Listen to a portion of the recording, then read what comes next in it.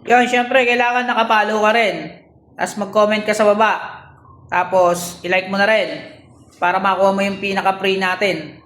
Yun lang. Good morning mga idol. Ito nga pala, meron akong 5 sticker dito. Bubunot ka lang dito sa 5 na to. Meron tayong free haircut sa unang makakabunot. Pero kung di ka naman makakabunot, syempre magbabayad ka. Ito lang naman choice mo lang kung bubunot ka o hindi. Syempre kung magpapagupit ka, pabubunutin kita. Kung malilibre gupit ka. Yun lang mga idol. Dito lang yan sa may Sentro 2. Bago makat ng tulay ng Wawa. Sa may Shermax Barbershop. Punta ka na hanggat baga. Para makuha mo yung free haircut natin.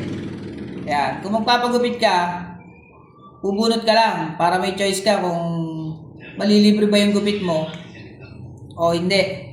Siyempre magbabayad ka pagka nakuha mo blanco. Ayan.